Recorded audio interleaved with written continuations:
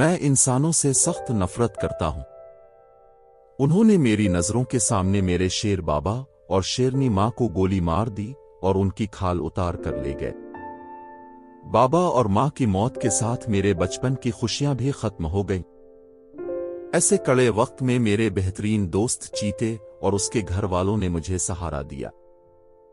दूसरे जानवर भी मुझसे डरने की बजाय मेरी दिलजोई करते। अब मेरी जिंदगी का मकसद इंसानों से अपने वालिदैन के खून का बदला लेना था। अगर कोई शिकारी जंगल में कैंप लगाते तो मैं और मेरे दोस्त उन पर हमला कर देते और रुपोश हो जाते।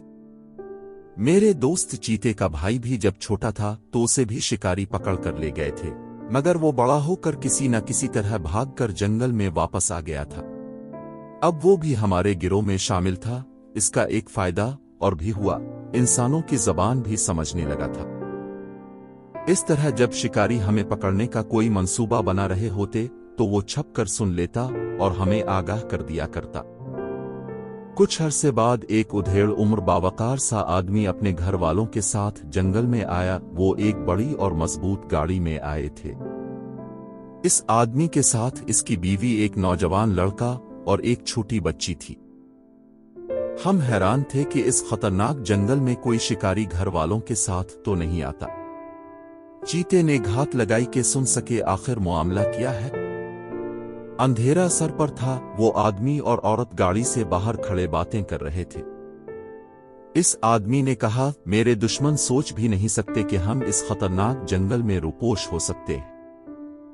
मुझे वो फाइल लाजमी कमिश्नर तक पहुंचानी है। हमारे मुल्क के गद्दारों ने मुल्क को तबाही के दहाने तक पहुंचा दिया है। मैं सुबह ही महफूज रास्ते से रवाना हो जाऊंगा। औरत बहुत परेशान लग रही थी, बोली, मुझे बहुत खौफ आ रहा है। सुना है ये जंगल खौफनाक दरिंदों से भरा पड़ा है। अगर उन्होंने हम पर हमला कर दिया तो। आदमी ने उसे तसल्ली दी, फिक्र मत करो, बस दुआ करो। वैसे भी अपनी गाड़ी बहुत मजबूत और शीशे बुलेट प्रूफ हैं। अगर दरिंदे आ भी गए तो सिर्फ धुएं वाला शेल इस्तेमाल करना, बस वो भाग जाएंगे। इन बेज़बान जानवरों पर कोई हथियार इस्तेमाल मत करना। वो दोनों गाड़ी के अंदर चले गए। चीते ने हमें उनकी पूरी गुफ्तगू से आगाह कर दिया। मैं सोच में पड़ गया कि इंसान भी कोई अच्छा काम कर सकते हैं, क्योंकि अब तक मैंने इंसानों का जालिम रूप ही देखा था, मगर ये आदमी अपनी और अपनी बीवी बच्चों की जान खतरे में डालकर भी जानवरों की भलाई की बात कर रहा है।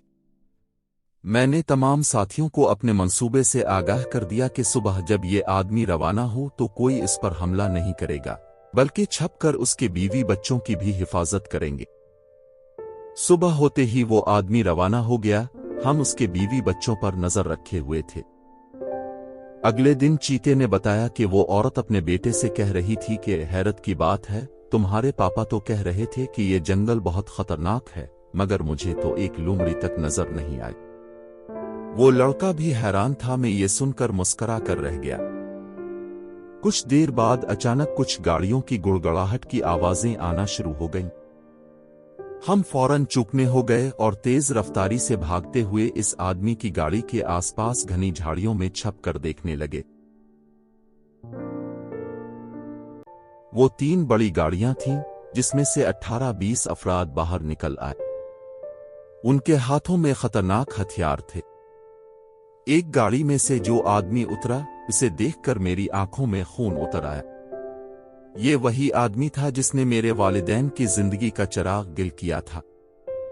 आज भी इसके हाथ में एक खतरनाक बंदूक थी। इसके दूसरे हाथ में गेंद जैसी कोई चीज थी। मेरा रवा रवा इस पर हमला करने के लिए बेताब था, मगर अभी सूरत हाल का जायजा ले रहा था। चीते ने बताया कि इसने दूसरे हाथ में बम पकड़ा हुआ है। ये एक खतरनाक चीज है जिससे लम्हों में गाड़ी और उन लोगों के परखचे उड़ जाएंगे। वो चीख चीख कर उन्हें बाहर आने का कह रहा था। वो तीनों रोते हुए गाड़ी से बाहर आ गए। इस आदमी ने बम अपने साथी को पकड़ा दिया और औरत और लड़के को घुटनों के पर बैठा दिया और बच्ची का बाजू पकड़कर उसे बेदर्दी से मां की तरफ धकेल दिया। औरत ने लपककर उसे गोद में ले लिया। लड़के को गुस्सा आ गया। इसने उठकर इस आदमी पर हाथ उठाना चाहा, मगर उसके एक साथी ने लड़के के सर पर बंदूक का बट मारा। वो लड़का नीचे गिर गया। वो आदमी मकरू अंदाज में हंसने लगा और बोला, तुम्हारा बाप क्या समझता था कि मेरे मंसूबे इतनी आसानी से मंजर आम पर आ जाएंगे? इसका एक करीबी साथी जिस पर तुम्हारा बाप दिल ओ जान से एतमाद करता था, मैंने खरीद लिया है। इसी ने मुझे तुम्हारी रुपोशी की जगह बताई थी। तुम्हारे बाप को कमिश्नर के ऑफिस पहुंचने से पहले ही हमने पकड़ लिया। ये कहकर इसने एक साथी को इशारा किया। उसने पिछली सीट पर पड़े आदमी को घसीटकर नीचे उतारा और जमीन पर पटक दिया। इसे देखकर इस औरत की चीखें निकल गईं। वो इसका शौहर था। वो जख्मी और नीम बेहोशी की हालत में था। बच्चे भागकर अपने बाप से लिपट गए। इस आदमी के चेहरे पर एक मकरू मुस्कुराहट थी। वो बोला, पहले मैं तुम्हारी अजीज बेटी को गोली मारूंगा ताकि तुम निशान इबरत बन जाओ और तुम्हें पता चल जाए कि मुझसे टुकर लेने का अंजाम कितना भयानक होता है। ये कहकर इसने बंदूक बच्ची की तरफ सीधी कर ली। अब यही वक्त था हमला करने का। मैंने एक जोरदार धाड़ मारी। मेरे तमाम साथियों ने बैक वक्त उन जालिम लोगों पर हमला कर दिया। उन्हें अपनी बंदूकें सीधी करने का भी मौका नहीं मिला। वो आदमी और उसके बीवी बच्चे हैरत से ये मंजर देख रहे थे कि कोई दरिंदा उनकी तरफ देख भी नहीं रहा है।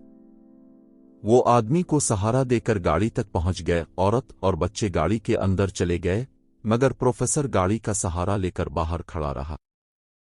मैं इस जालिम आदमी को अपने नोकीले दांतों से बुरी तरह उधेड़ रहा था। कुछ लम्हों बाद इसकी चीखें थम गईं। तमाम जालिम अपने अंजाम को पहुंच चुके थे। हमारा कोई भी साथी जख्मी या मरा नहीं था। मैं इस आदमी के करीब पहुंच गया।